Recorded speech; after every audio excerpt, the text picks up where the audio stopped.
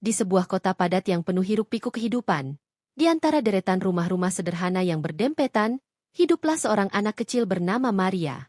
Ia berusia 7 tahun. Namun banyak orang yang tidak tahu bahwa Maria bukanlah anak biasa. Sejak usianya menginjak 3 tahun, dokter mendiagnosis Maria dengan gangguan spektrum autisme. Dunia yang dilihat dan dirasakannya tak sama seperti kebanyakan anak-anak seusianya. Maria lebih senang bermain sendiri, memandangi cahaya yang memantul dari jendela, atau membolak-balikan mainan berulang-ulang sambil tertawa pelan. Ia tidak menyukai suara keras, sentuhan mendadak, atau keramaian. Dunia baginya adalah tempat yang penuh misteri dan kegelisahan, namun juga keindahan yang hanya bisa ia pahami sendiri. Suara detak jam di ruang tamu bisa membuatnya menutup telinga dan bersembunyi di bawah meja, sementara bayangan daun yang menari di tembok karena sinar matahari bisa membuatnya tersenyum bahagia berjam-jam. Bu Susi, ibu kandung Maria, adalah seorang wanita berusia 30-an, bekerja sebagai penjaga toko kelontong milik orang lain. Hidupnya keras, penuh tekanan, dan jauh dari kata bahagia. Sejak suaminya meninggal dalam kecelakaan kerja 4 tahun silam, beban hidup seakan menumpuk di pundaknya. Dan sayangnya, sejak saat itu pula, Maria mulai menjadi pelampiasan dari segala rasa frustrasinya.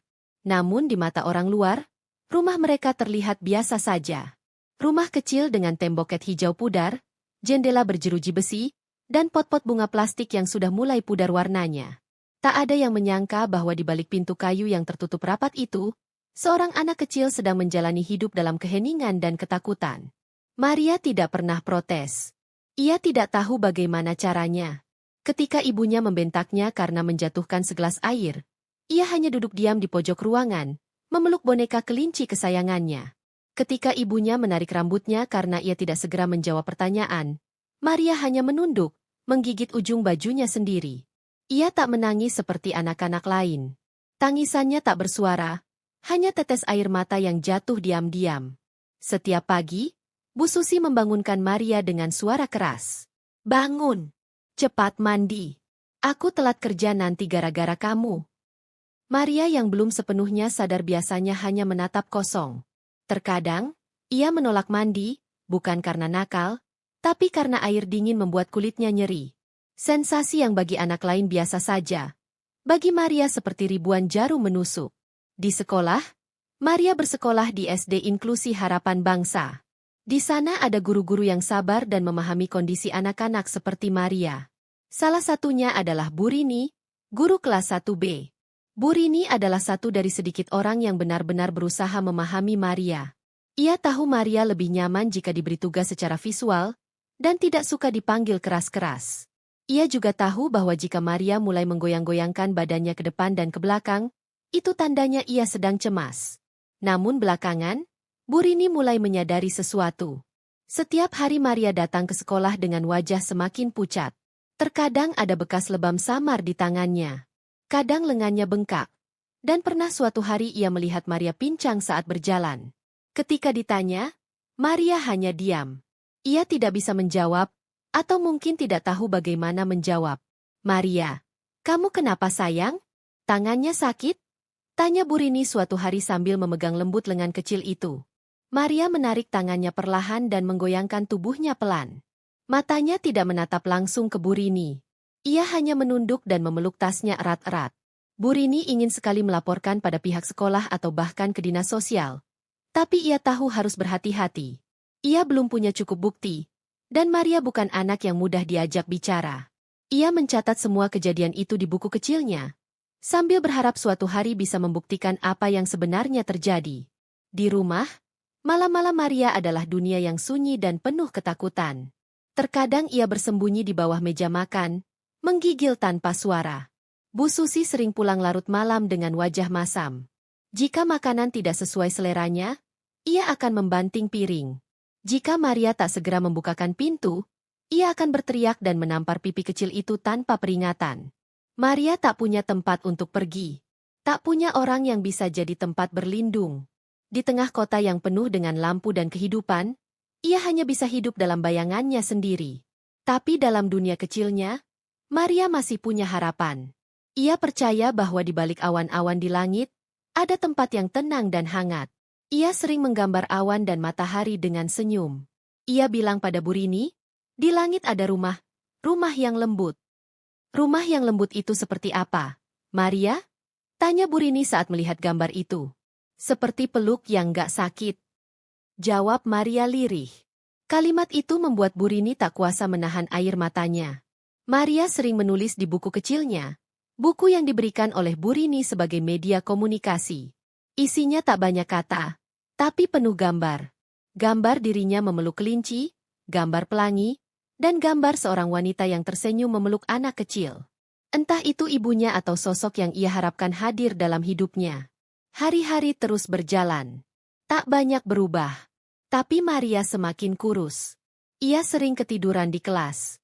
Dan suatu hari, ia datang ke sekolah dengan luka di pelipisnya. Bu Rini tak bisa lagi menahan diri. Ia mulai bertanya pada wali kelas dan kepala sekolah. Ia menghubungi puskesmas setempat, dan pelan-pelan mencoba mencari jalan agar Maria bisa diamankan. Tapi waktu seakan tidak memberi kesempatan. Di rumah, malam itu langit mendung. Suara televisi terdengar keras dari ruang tamu rumah Bu Susi. Maria duduk sendiri di lantai kamar, menggambar lagi. Kali ini, ia menggambar sayap. Sayap yang besar dan putih. Ia bilang dalam hati, aku mau terbang, mau ke rumah yang lembut. Dan di malam yang sama, sebuah jerit lirih sempat terdengar dari rumah hijau itu.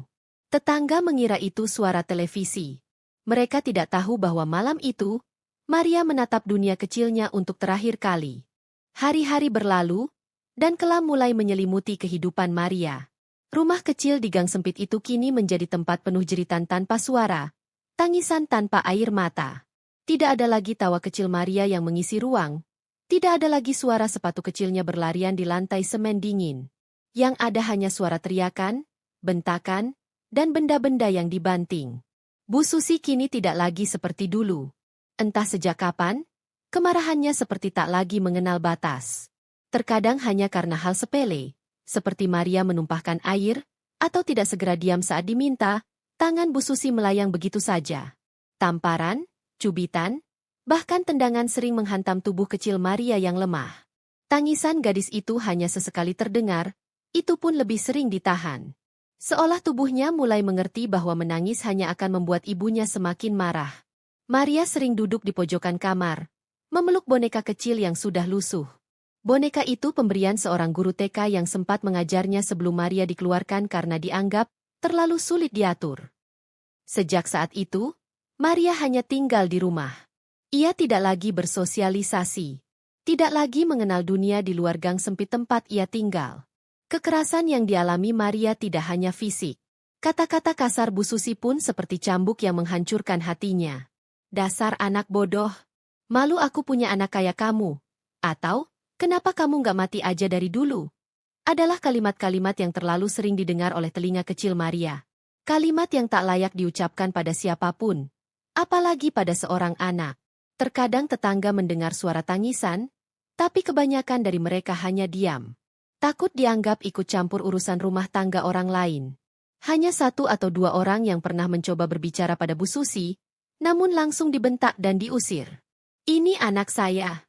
Saya yang tahu bagaimana ngurus dia. Begitu dalih Bu Susi setiap kali dikonfrontasi. Bu Susi sendiri kerap mengeluh soal hidupnya di warung atau di pasar.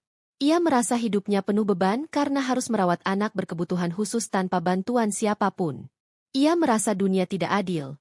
Dan Maria menjadi simbol dari semua beban yang harus ia tanggung. Pada suatu malam, hujan turun deras. Maria ketakutan. Ia tak suka suara petir. Tubuhnya gemetar, dan ia menangis pelan di sudut kasur. Ia mencoba memeluk bonekanya erat-erat, berharap boneka itu bisa menenangkannya. Tapi malam itu, ia membuat kesalahan besar. Ia tanpa sengaja menjatuhkan gelas dari meja kecil di ruang tengah. Gelas itu pecah. Apalagi kamu, hah? Teriak Bu Susi yang baru saja pulang dalam keadaan lelah dan basah kuyup. Ia langsung menghampiri Maria dan menampar wajah kecil itu dengan keras. Maria jatuh ke lantai. Tangisnya meledak. Tapi malam itu ada yang berbeda. Teriakan itu terdengar cukup jelas keluar jendela. Salah satu remaja di gang sebelah, yang gemar bermain TikTok dan sedang membuat konten, tanpa sengaja merekam suara bentakan dari rumah Bu Susi. Ia merasa tidak enak hati dan memutuskan untuk menyelidiki. Esok harinya, potongan suara itu diunggah ke media sosial. Suaranya mengguncang banyak hati. Netizen mulai ramai-ramai menggunakan tagar Save Maria. Dalam hitungan jam, unggahan itu viral. Banyak orang mulai mempertanyakan apa yang sebenarnya terjadi di rumah itu. Beberapa jurnalis dan aktivis anak turun langsung ke lapangan. Lembaga perlindungan anak mulai mengumpulkan informasi. Namun sayangnya, proses birokrasi lamban. Setiap laporan butuh verifikasi, dan Bu Susi pun pandai berbohong.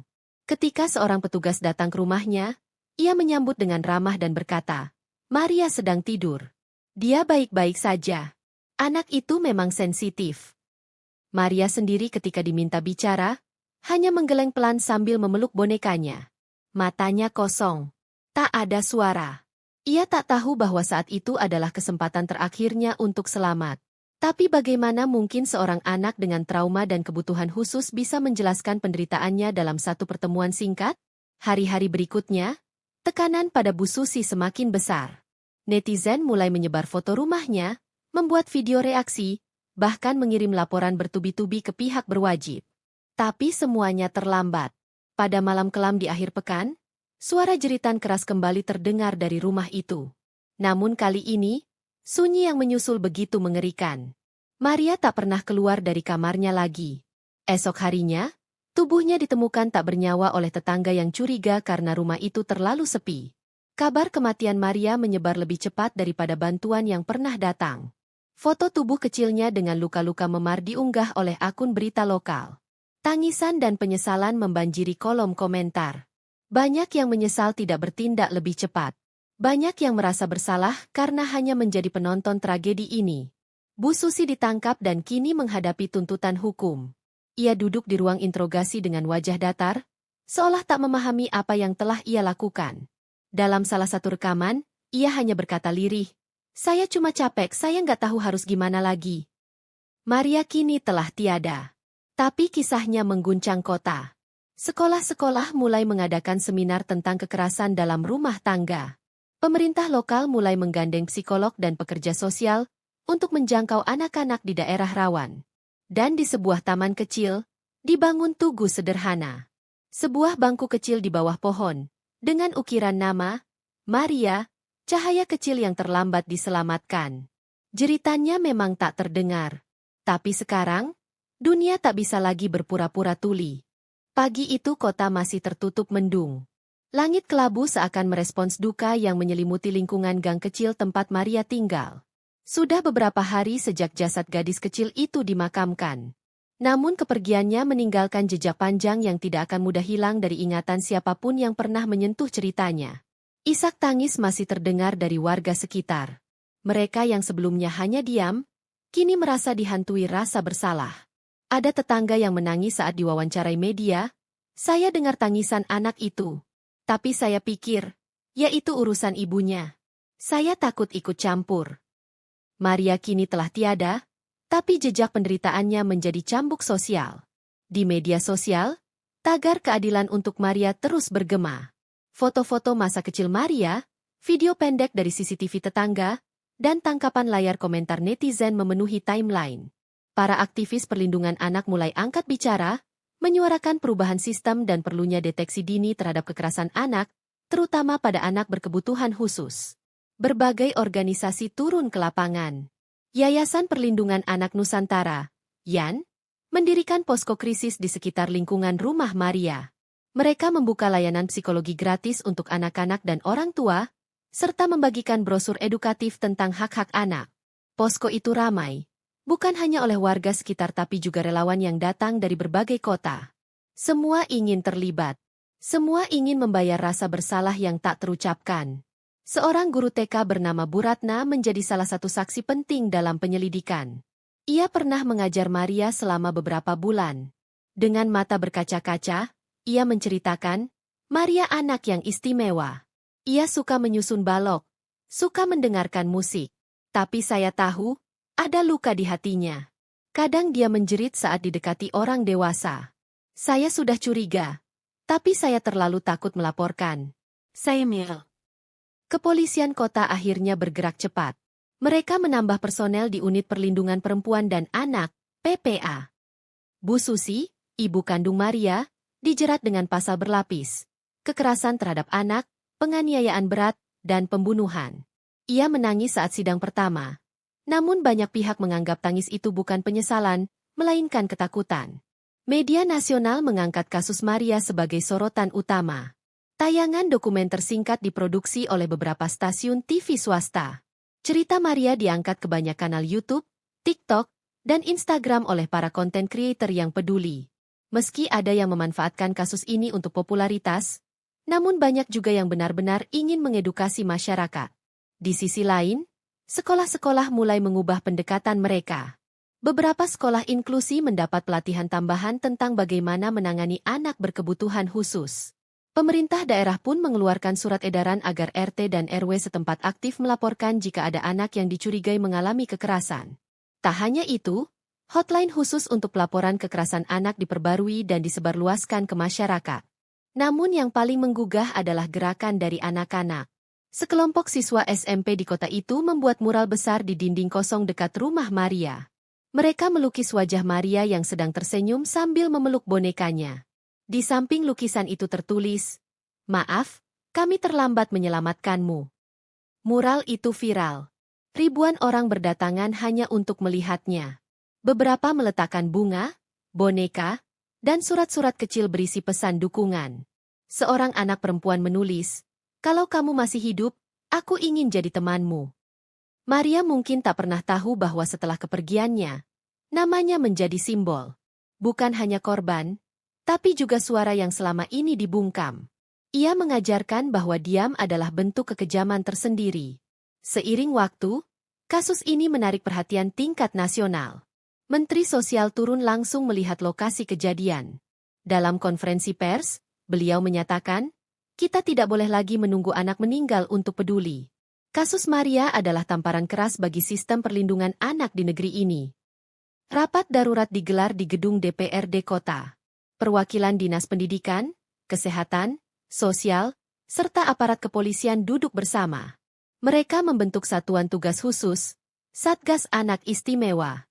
Tugas mereka adalah menyisir lingkungan-lingkungan padat, mendeteksi anak-anak yang butuh perlindungan dan memastikan orang tua mendapat edukasi parenting yang benar. Salah satu hal yang membuat banyak orang terpukul adalah hasil visum akhir Maria. Laporan itu menyebutkan luka-luka lama dan baru di tubuhnya, tulang rusuk retak, lebam di bagian punggung dan kaki, serta indikasi malnutrisi. Anak itu tidak hanya disiksa secara fisik, tapi juga dibiarkan kelaparan. Hal ini memicu gelombang donasi dari masyarakat. Banyak yang ingin membantu anak-anak seperti Maria. Dalam 2 minggu, terkumpul lebih dari 2 miliar rupiah yang langsung disalurkan ke rumah aman, sekolah inklusi, dan program penyuluhan orang tua di daerah miskin. Sementara itu, Bu Susi menjalani persidangan demi persidangan. Setiap kali ia muncul, sorotan kamera dan tatapan tajam masyarakat menghujaninya. Di pengadilan, ia hanya menunduk. Ketika ditanya oleh hakim mengapa ia menyiksa anaknya sendiri, ia menjawab lirih, "Saya nggak tahu, saya capek. Saya pikir dia cuma beban." Jawaban itu menyulut amarah publik, tapi juga menyadarkan banyak orang bahwa kelelahan, kemiskinan, dan ketidaktahuan bisa berubah menjadi kekejaman jika tidak ditangani dengan sistem yang tepat. Psikolog yang memeriksa Bu Susi menyatakan bahwa ia mengalami stres berat dan depresi kronis, namun tidak menghapus tanggung jawab hukumnya. Ia tetap dianggap sadar saat melakukan kekerasan terhadap Maria. Pengadilan menjatuhkan hukuman 20 tahun penjara. Sementara itu, kisah Maria sampai ke luar negeri. Sebuah ngo di Australia mengangkat kasus ini sebagai studi kasus dalam konferensi anak internasional. Dunia pun mulai mengenal nama Maria sebagai simbol anak-anak yang terabaikan sistem. 3 bulan setelah kematian Maria, taman kecil di ujung gang tempat ia tinggal diubah menjadi ruang bermain anak yang diberi nama Taman Harapan Maria. Di pintu masuknya tertulis, "Di sini, tidak ada anak yang akan menangis sendirian." Dan di sana, di sudut taman itu, ada bangku kecil dari kayu dengan ukiran sederhana. Di atasnya tergeletak boneka lusuh milik Maria, yang ditemukan di pelukannya saat ia meninggal. Boneka itu kini menjadi simbol pelukan terakhir dari dunia yang terlalu lambat menyelamatkan seorang anak kecil bernama Maria. Jejak yang ditinggalkan Maria bukan hanya luka, tapi juga api kecil yang mulai menyala di hati banyak orang. Untuk setiap anak yang pernah dibungkam, untuk setiap tangisan yang tak terdengar, Maria kini adalah simbol. Sebuah harapan bahwa tidak akan ada lagi anak yang harus mati dalam diam. Pagi itu, suasana taman kecil yang kini dikenal sebagai Taman Harapan Maria tampak berbeda. Puluhan anak-anak bermain ceria di bawah pengawasan relawan dan orang tua mereka. Namun di balik keceriaan itu, masih tersimpan luka-luka yang belum sembuh. Bukan hanya bagi warga sekitar, tapi juga bagi mereka yang hidupnya bersinggungan langsung dengan kisah tragis Maria. Salah satunya adalah Dina, seorang relawan muda dari Universitas jurusan Psikologi. Ia datang setelah membaca kisah Maria yang viral. Dengan semangat tinggi, ia mendaftar sebagai relawan di Posko Yan. Awalnya, ia hanya berniat membantu, tapi seiring waktu, hatinya terlilit dalam jaringan trauma anak-anak di lingkungan itu. Banyak dari mereka menyimpan ketakutan yang luar biasa, ujar Dina kepada rekan-rekannya. Beberapa anak menolak disentuh, bahkan oleh ibu mereka sendiri. Kisah Maria rupanya membuka tabir yang lebih kelam. Dalam proses pendampingan, ditemukan bahwa beberapa anak lain di lingkungan itu juga mengalami kekerasan dalam rumah tangga. Namun mereka memilih diam karena takut atau karena menganggap itu hal biasa. Maria menjadi pintu pembuka, meski dengan harga yang teramat mahal. Di sisi lain, nenek Maria, Bu Nur, akhirnya muncul ke permukaan. Ia datang dari desa setelah mendengar kabar cucunya meninggal mengenaskan. Dengan tubuh ringkih dan wajah penuh keriput, ia mendatangi lokasi rumah Bu Susi yang kini telah disegel garis polisi. Tangisnya pecah saat melihat mural wajah cucunya.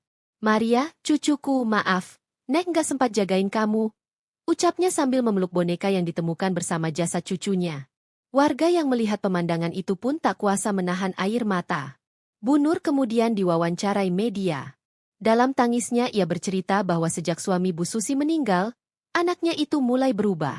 Sering marah-marah, suka mengurung diri, dan menolak bantuan keluarga. Bu Nur mengaku sempat ingin membawa Maria tinggal bersamanya di desa, namun ditolak. Aku nggak tahu anakku sampai segitu teganya sama darah daging sendiri, lirih Bu Nur. Maria itu dulu anak ceria. Dia suka bunga, suka main air. Tapi kok nasibnya begini? Cerita Bu Nur menyebar cepat. Banyak yang menyalahkan sistem sosial, tapi tak sedikit pula yang mulai membicarakan pentingnya pendidikan mental dan kesehatan jiwa bagi para ibu. Apalagi bagi mereka yang menjadi orang tua tunggal. Organisasi kesehatan mental mulai ikut bergerak. Mereka mengadakan seminar, pelatihan, dan konseling gratis. Fokus mereka adalah ibu-ibu muda dan ibu tunggal. Psikolog, psikiater, bahkan para influencer bergabung dalam kampanye Ibu Butuh Dipeluk. Kampanye ini menyuarakan bahwa tidak semua ibu kuat, dan tidak semua luka bisa sembuh dengan diam. Sementara itu, pengadilan memanggil saksi-saksi tambahan. Salah satunya adalah seorang tetangga bernama Pak Arman. Ia mengaku pernah mendengar Maria menangis sangat keras tengah malam, tapi ia mengira itu karena mimpi buruk. Saya pikir semua anak kecil juga suka nangis, ujarnya dengan wajah menyesal. Saya nggak sangka ternyata itu tangisan minta tolong. Testimoni Pak Arman membuka luka baru. Banyak warga yang merasa bersalah. Mereka mulai sadar bahwa budaya, tidak enak ikut campur, telah menelan korban jiwa. Dalam sebuah forum diskusi RT, warga sepakat membentuk tim pengawas anak yang terdiri dari perwakilan ibu-ibu, pemuda, dan tokoh masyarakat. Mereka bertugas memastikan tidak ada anak yang menderita dalam diam lagi. Meski sederhana, langkah ini membuat banyak lingkungan di kota itu meniru. Dalam beberapa bulan, puluhan tim pengawas anak terbentuk di berbagai kelurahan. Sementara itu, media mulai menyorot sisi lain kehidupan Bu Susi. Jurnalis investigasi menggali latar belakang hidupnya. Ternyata semasa kecil, Bu Susi juga merupakan korban kekerasan. Ayahnya pemabuk, ibunya depresi. Ia tumbuh dalam lingkungan yang keras, dan tak pernah mengenal kasih sayang yang utuh. Salah satu jurnalis menulis, Bu Susi bukan hanya pelaku, tapi juga korban dari rantai kekerasan yang tak pernah diputus. Tulisan itu menuai pro dan kontra. Ada yang merasa simpati, namun banyak pula yang berpendapat bahwa apapun alasannya, menyiksa anak adalah perbuatan keji. Dari balik penjara, Bu Susi menulis surat yang kemudian dibacakan oleh pengacaranya di depan hakim. Dalam surat itu ia berkata, "Saya tidak minta diampuni. Saya tahu saya salah. Tapi tolong jangan biarkan ibu-ibu lain seperti saya lahir lagi. Surat itu menjadi viral. Meski tetap dibenci, banyak orang mulai memandang kasus ini dari sudut yang lebih luas. Mereka mulai sadar bahwa tragedi Maria bukan hanya tentang satu ibu dan satu anak, tapi tentang sistem yang gagal, masyarakat yang lalai, dan trauma yang diwariskan dari generasi ke generasi. Seorang penulis terkenal bahkan menulis buku berdasarkan kisah ini. Judulnya, Maria, Maafkan Kami. Buku itu memuat kisah nyata, wawancara dengan warga, relawan, pengacara, serta para psikolog. Dalam waktu singkat, buku itu menjadi bestseller dan dibahas dalam berbagai forum diskusi nasional. Dina, relawan muda yang kini menjadi semakin aktif, menutup buku itu sambil berkata lirih, "Kita semua bersalah. Tapi kita juga punya kesempatan menebusnya. Bukan untuk Maria, karena dia sudah pergi, tapi untuk anak-anak lain yang masih hidup." Di sore harinya seorang anak laki-laki kecil bernama Nico, yang tinggal tak jauh dari rumah Maria, datang ke Taman Harapan Maria. Ia membawa sebuah bunga mawar yang ia petik dari taman sekolah.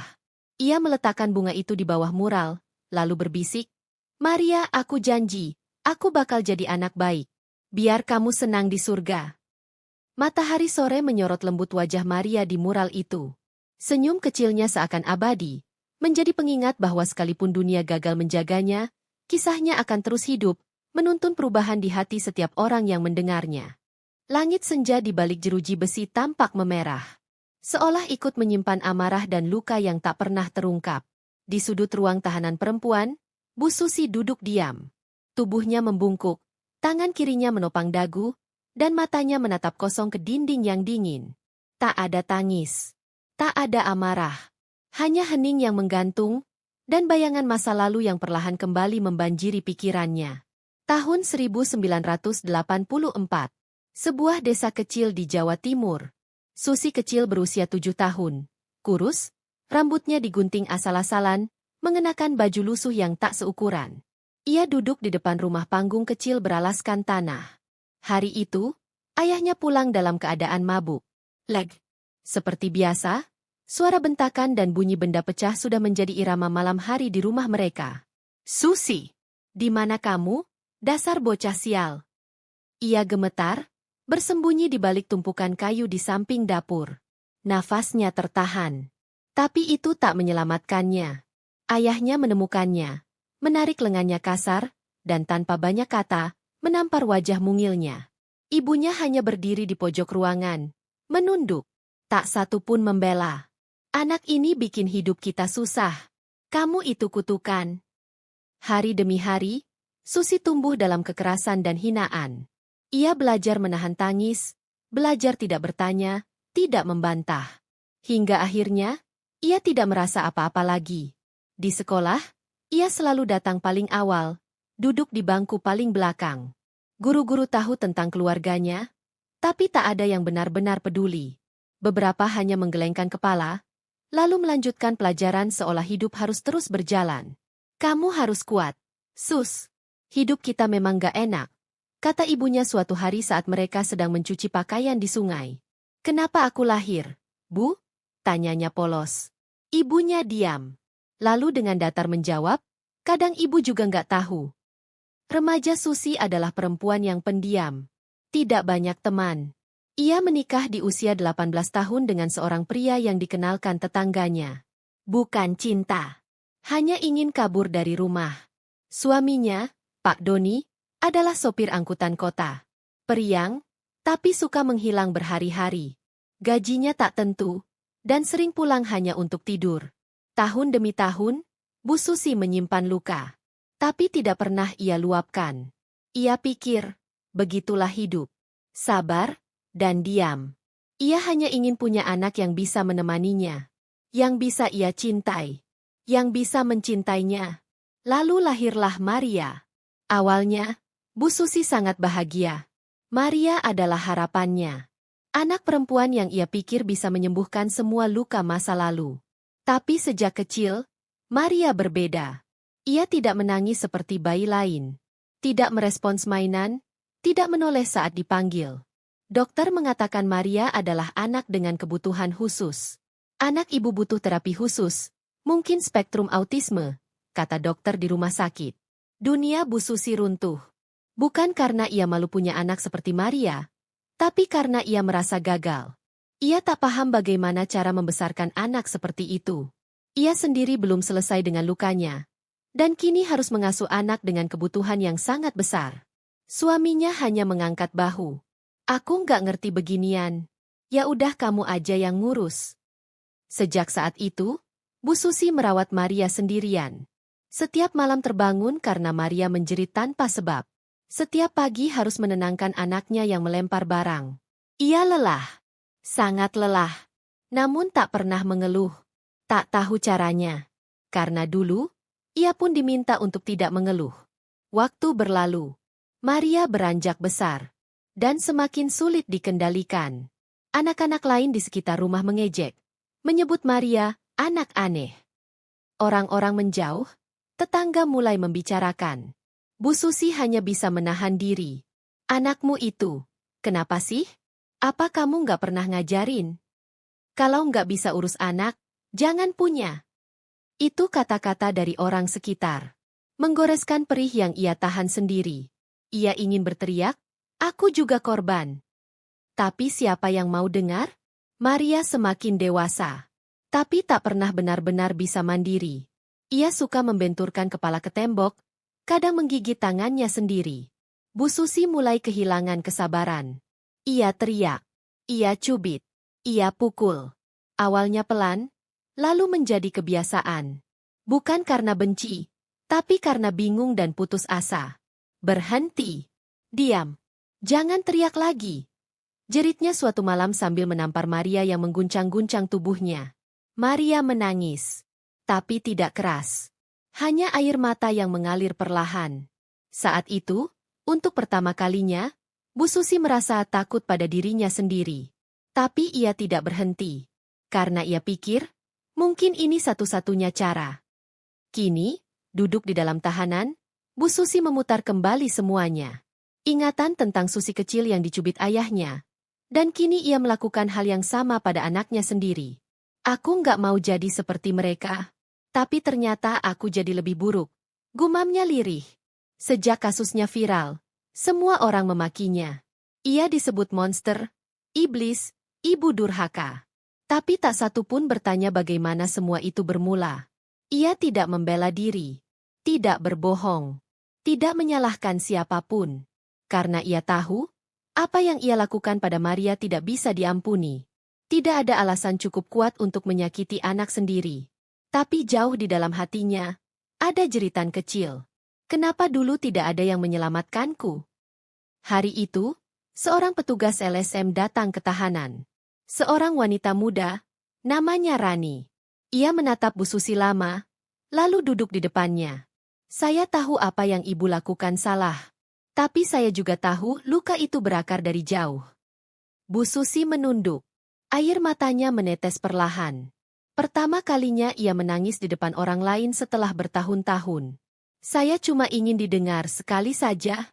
Tapi semua orang sibuk menghakimi. Rani mengangguk. Mungkin sekarang saatnya ibu bicara. Untuk pertama kalinya. Untuk Maria. Dan untuk Susi kecil yang tak pernah sempat tumbuh. Malam itu, Bu Susi menulis surat kepada Maria. Bukan untuk meminta maaf saja, tapi untuk menyampaikan semua yang tak pernah bisa ia ucapkan. Tentang betapa ia mencintainya. Tentang ketakutan yang selama ini ia simpan sendiri. Tentang semua luka yang tak pernah sembuh. Maafkan ibu, nak. Kamu adalah satu-satunya harapan dalam hidup ibu. Tapi ibu belum sembuh. Dan ibu malah menyakitimu. Kalau ibu bisa memutar waktu, ibu lebih baik tidak dilahirkan, daripada melukaimu. Surat itu tak pernah dikirim. Tapi Rani menyimpannya. Ia berkata, suatu hari, surat itu akan dibacakan. Di forum, di ruang kelas, di pelatihan para calon orang tua. Bukan untuk memaafkan, tapi untuk mengingatkan.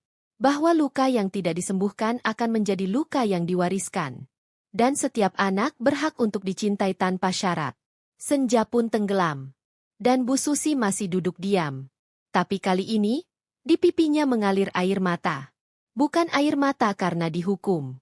Tapi air mata yang akhirnya bisa jatuh, setelah sekian lama ia memaksa untuk kuat. Hari-hari di dalam tahanan perlahan berubah menjadi rutinitas yang menjemukan bagi Bu Susi.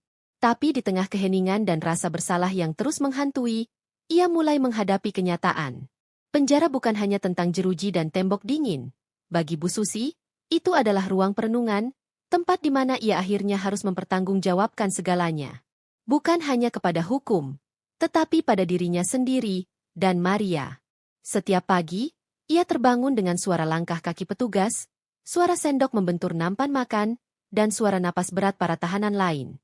Tapi tak satu pun yang mampu menyaingi bising yang ada di dalam kepalanya sendiri. Wajah Maria selalu muncul di sela-sela lamunannya. Terkadang Maria tertawa, kadang menatap kosong. Tapi yang paling sering, Maria menangis. Dan setiap itu terjadi, Bu Susi akan merasakan dadanya sesak, seolah dihimpit batu yang tak bisa dipindahkan. Bu Susi, ada yang mau menemui. Suara petugas perempuan membuatnya tersentak. Jarang sekali ia mendapat tamu. Bahkan Pak Doni, suaminya, belum sekalipun menjenguk. Lelaki itu menghilang sejak viralnya kasus ini, seperti tanah menelan namanya. Bahkan ketika jenazah Maria dimakamkan, yang datang hanya beberapa tetangga, itu pun sekadar karena viral dan rasa ingin tahu. Tidak ada air mata dari keluarga. Bu Susi melangkah ke ruang kunjungan. Di balik kaca pemisah, berdirilah seorang perempuan paruh baya, memakai jilbab biru tua dan membawa tas besar di pangkuannya. Ia tersenyum samar, dan memberi isyarat menyapa. Saya Bu Nina, dari Komunitas Perlindungan Perempuan dan Anak. Bu Susi hanya mengangguk. Wajahnya kaku. Saya tidak datang untuk menghakimi. Saya hanya ingin mendengar. Apa yang belum pernah Ibu ceritakan ke siapapun. Mata Bu Susi berkaca-kaca. Rasanya seperti diberi izin untuk bernapas. Selama 2 jam, Bu Susi bercerita. Tentang Maria. Tentang bagaimana awalnya ia sangat mencintai anak itu. Dan bagaimana perlahan ia kehilangan arah. Ia mengaku bahwa dalam hatinya, tak pernah ada niat menyakiti. Tapi kelelahan, trauma, dan keterasingan membuatnya kehilangan kendali. Setiap hari saya bangun dengan ketakutan. Takut Maria kambuh. Takut tidak bisa menahan emosi. Tapi saya juga takut dianggap ibu yang gagal. Saya malu, tapi saya juga sangat kesepian. Bu Nina mencatat semuanya. Dan di akhir pembicaraan, ia berkata, Ibu perlu bicara dengan psikolog. Saya bisa bantu. Kita mulai dari sana. Bukan untuk meringankan hukuman, tapi agar Ibu bisa berdamai dengan diri sendiri. Bu Susi terdiam lama. Saya tidak mau dimaafkan. Saya hanya ingin Maria tahu. Ibu mencintainya, meski caranya salah. Sementara itu, di luar tembok penjara, kasus Maria masih menjadi perbincangan publik. Tagar Justice for Maria terus bergema di media sosial. Banyak yang mengutuk Bu Susi. Tapi perlahan, muncul gelombang diskusi tentang pentingnya dukungan mental bagi orang tua dengan anak berkebutuhan khusus. Beberapa influencer mulai mengangkat isu ini, menghadirkan narasumber yang paham soal parenting dan kesehatan jiwa. Salah satunya adalah Rani, aktivis yang pernah mengunjungi Bu Susi.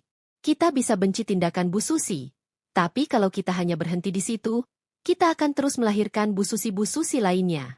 Karena sistem kita tidak pernah siap menghadapi orang tua yang butuh bantuan, kata Rani dalam salah satu tayangan podcast viral. Ia juga membacakan potongan surat Bu Susi yang pernah ia simpan. Jika aku bisa ulang waktu, aku akan belajar. Bukan untuk menjadi ibu sempurna, tapi ibu yang tahu kapan harus meminta tolong. Tangisan pun pecah dari penonton tayangan itu. Banyak yang mulai menulis, berbagi cerita serupa. Tentang kakak mereka, adik mereka, orang tua mereka yang mengalami hal sama tapi tidak pernah bicara. Sebuah gerakan pun lahir, dengarkan mereka. Di dalam penjara, Bu Susi mulai mengikuti sesi konseling. Perlahan, ia membuka luka-luka lama yang selama ini ia anggap tak penting. Ia mulai menangis, bukan karena dihukum, tapi karena menyadari betapa dalam luka masa kecilnya telah merusak banyak hal. Bu Susi, Anda bukan monster. Tapi Anda juga bukan korban yang harus dibiarkan. Anda butuh pemulihan, agar siklus ini berhenti di Anda, kata psikolognya. Dan untuk pertama kalinya, Bu Susi mengangguk. Hari berganti minggu. Bu Susi mulai menulis. Diari kecilnya ia isi dengan cerita tentang Maria. Tentang suara tawanya, tentang caranya bermain dengan boneka kain, tentang mata bulatnya yang selalu berbinar saat mendengar lagu anak-anak. Ia juga menulis surat-surat lain. Kepada orang tua yang sedang frustrasi. Kepada ibu-ibu yang mulai hilang arah. Kepada anak-anak yang merasa tidak diinginkan. Kalau kamu merasa ibumu membencimu, mungkin dia sebenarnya sedang berperang dengan dirinya sendiri. Tapi itu bukan salahmu. Kamu tetap berharga. Selalu. Tulisan-tulisan itu dikumpulkan oleh Bu Nina dan komunitasnya. Diterbitkan menjadi buku berjudul, Untuk Maria dan Semua Anak yang Pernah Terluka. Buku itu laris di pasaran, bukan karena kisah sensasionalnya, tapi karena kejujurannya. Karena di dalamnya ada potongan jiwa yang selama ini tidak berani bersuara. Di balik tembok penjara, hari itu hujan turun deras. Bu Susi berdiri di jendela kecil ruang tahanan, melihat langit mendung yang menumpahkan airnya ke bumi. Hatinya ikut luruh. Ia sadar, penyesalan ini akan ia bawa seumur hidup. Tidak ada waktu yang bisa memutar segalanya. Tapi ia juga sadar, kisahnya, betapapun kelam, mungkin bisa mencegah satu anak lain mengalami nasib seperti Maria. Maafkan ibu, nak, ibu belajar terlalu lambat. Tapi ibu janji, suara kamu akan tetap hidup. Akan ibu jaga dengan sisa hidup ibu. Dan dalam kesunyian malam yang lembab dan basah, Bu Susi tersenyum kecil. Untuk pertama kalinya, ia merasa sedang berjalan menuju arah yang benar. Meski jalannya terlambat. Di luar sana, bunga kecil bermekaran di makam Maria. Seorang anak kecil meletakkan boneka kain buatan sendiri di atas nisan sederhana itu. Ia tidak tahu siapa Maria. Tapi ibunya membacakan kisah tentang anak yang istimewa itu semalam. Aku juga pernah marah sama mama. Tapi mama bilang, kita harus saling dengar. Kayak Maria dan ibunya.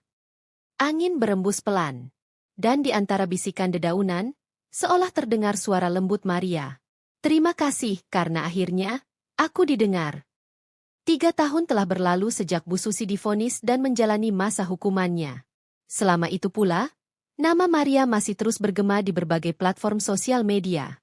Meskipun banyak kasus lain bermunculan, kisah tragis Maria selalu kembali diangkat ketika publik membahas tentang perlindungan anak, trauma keluarga, dan pentingnya kesehatan mental bagi orang tua. Di balik jeruji penjara, Bu Susi kini bukan lagi wanita yang sama. Ia sudah melewati berbagai fase. Penyangkalan, kemarahan, depresi, dan kini, ia mencoba menerima. Tidak semua hari mudah. Tentu saja.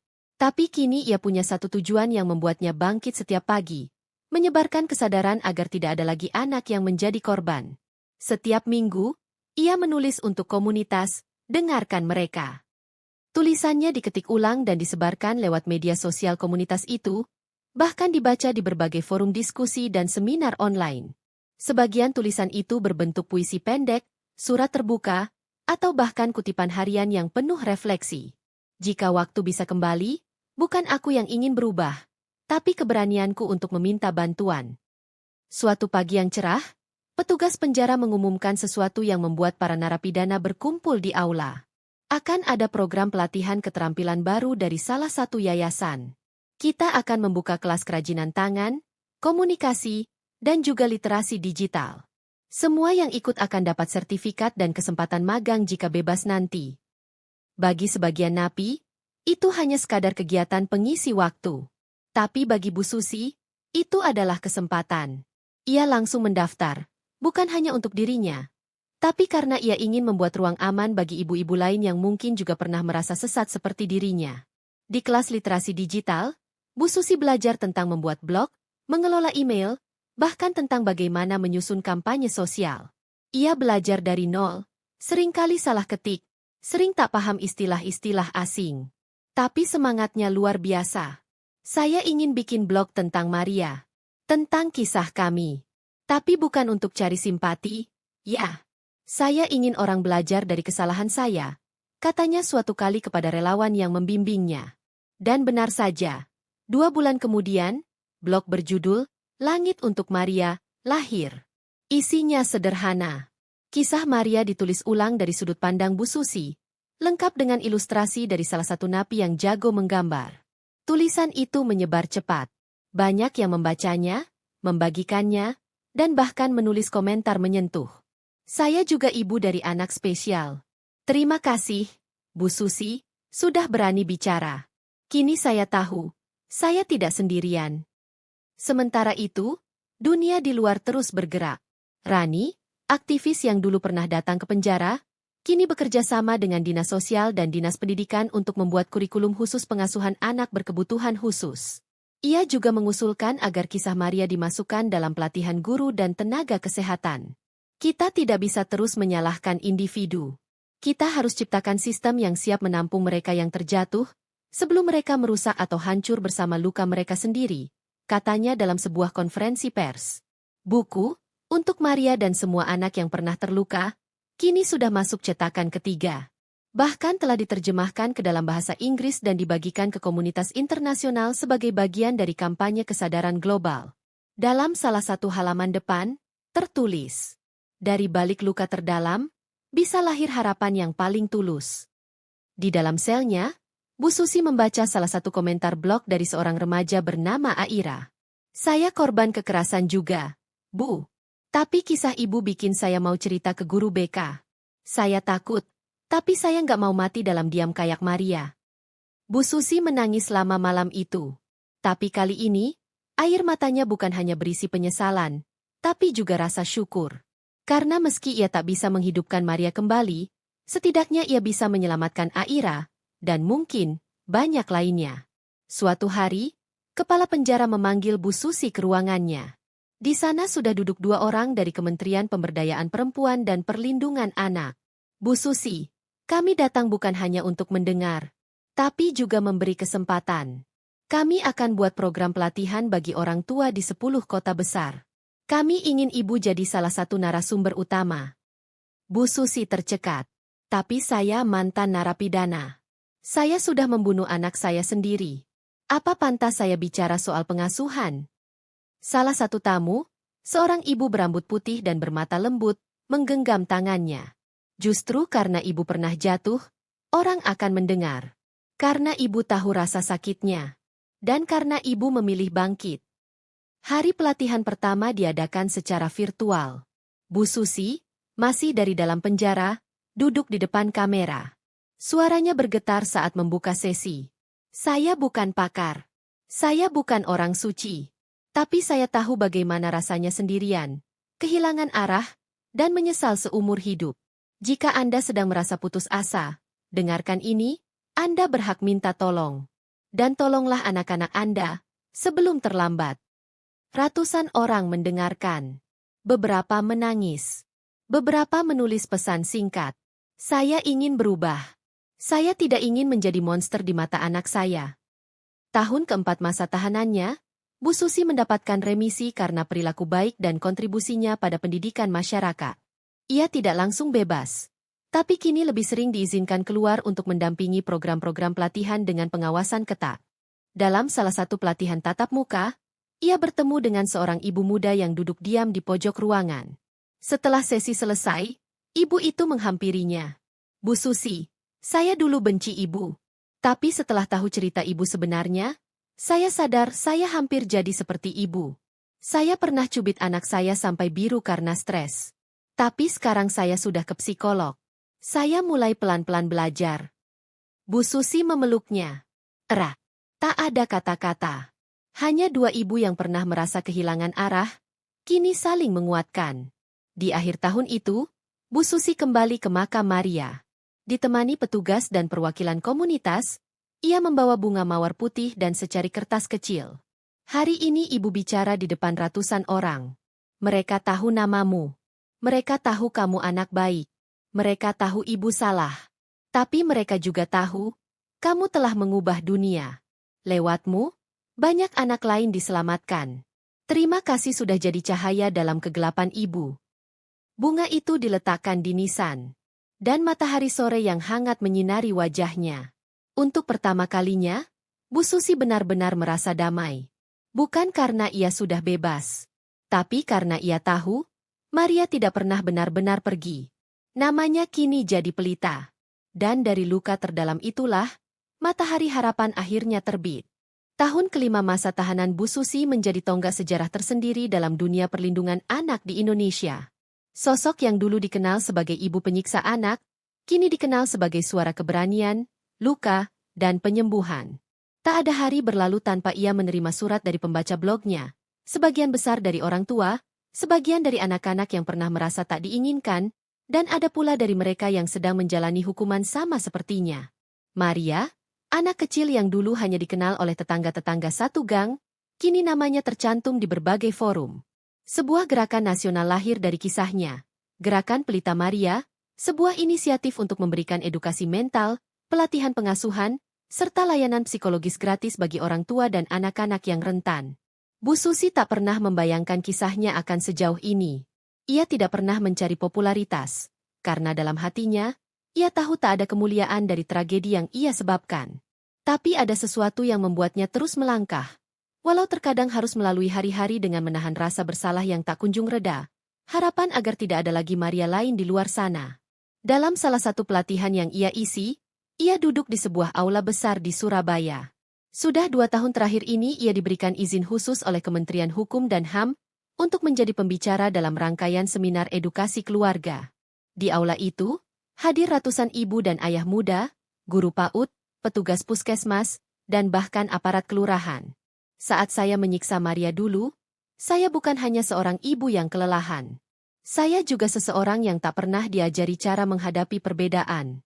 Anak saya tidak salah, tapi saya buta oleh tekanan, stigma, dan kebodohan saya sendiri.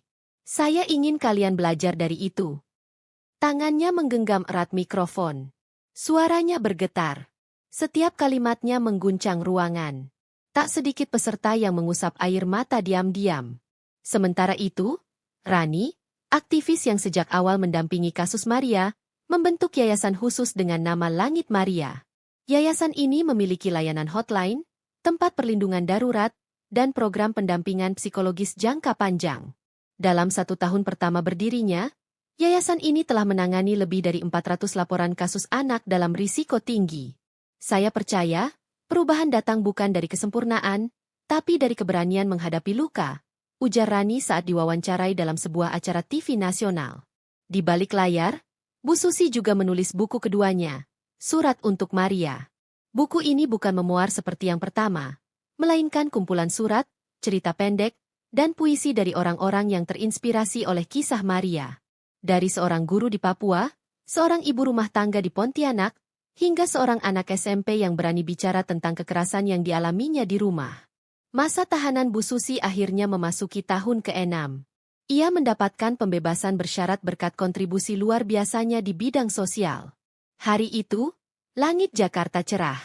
Ia keluar dari gerbang penjara dengan membawa tas kecil dan 1 bungkusan berisi surat-surat yang ia terima selama berada di dalam.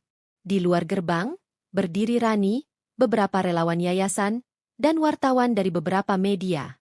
Saya tidak layak disambut seperti ini, ucap Bu Susi dengan mata berkaca. Tapi ibu layak diberi kesempatan kedua, sahut Rani sambil memeluknya.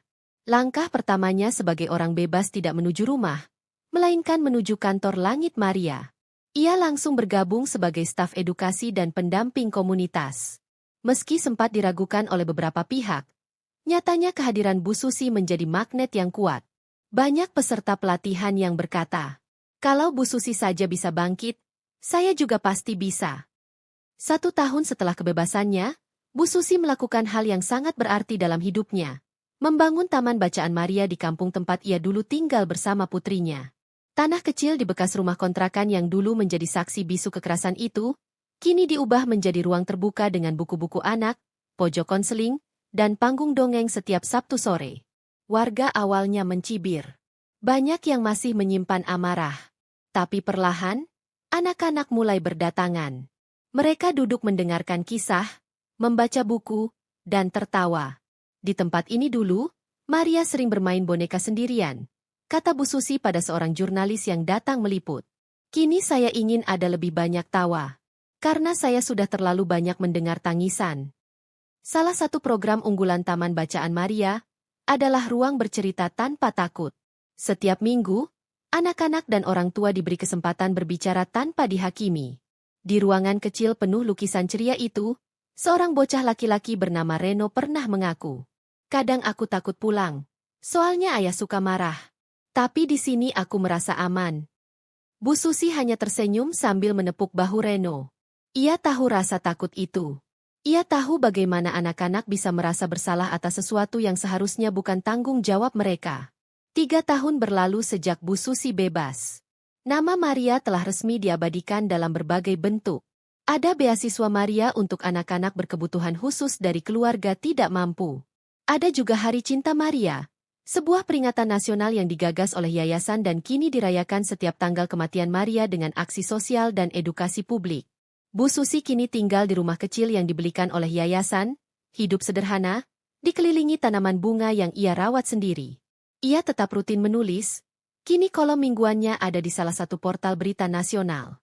Suatu malam, ia duduk di beranda rumahnya, menatap langit yang bersih. Sebuah bintang jatuh melintas. Maria, lihat, bintangmu makin terang. Dunia mulai belajar. Dunia mulai mendengar. Di akhir tahun itu, sebuah konferensi internasional diadakan di Jakarta dengan tema Healing Through Humanity. Para pembicara datang dari berbagai negara. Dalam daftar pembicara utama, tertera nama Susi Ardianti, penyintas dan pendidik kehidupan. Ia berdiri di depan ribuan audiens dari seluruh dunia. Dengan bahasa yang sederhana namun penuh makna, ia berkata, "Saya datang bukan sebagai pakar, tapi sebagai luka yang memilih menjadi jembatan. Anak saya mungkin sudah tiada, tapi cintanya masih hidup. Saya percaya, setiap anak adalah cahaya. Dan tugas kita adalah memastikan mereka tidak padam karena kegelapan kita." Tepuk tangan menggema. Banyak yang menangis. Banyak yang mendekat untuk sekadar mengucap terima kasih. Dan di layar besar konferensi itu, terpampang foto Maria kecil. Senyumnya yang polos, matanya yang jernih, dan tulisan besar di bawahnya, "Warisan Maria, cahaya dari kegelapan." Bu Susi kembali ke makam Maria beberapa minggu setelah konferensi itu. Ia membawa surat terakhir yang ia tulis. "Anakku, kini ibu tak lagi terjerat oleh penyesalan, tapi dituntun oleh cinta yang kau wariskan. Dunia berubah karena namamu. Dan ibu juga berubah. Terima kasih karena sudah tetap mencintai ibu meski ibu pernah gagal. Maaf karena cinta ibu dulu salah arah. Kini ibu tahu, mencintai adalah juga belajar. Selamat tidur dalam peluk Tuhan, Maria. Warisanmu akan terus hidup. Dengan cinta dan rindu yang tak akan pernah habis. Ibu." Ia lipat surat itu, meletakkannya di bawah batu nisan. Dan untuk pertama kalinya, langit di atas makam Maria tidak lagi kelabu. Matahari terbit perlahan, membawa harapan yang lahir dari luka.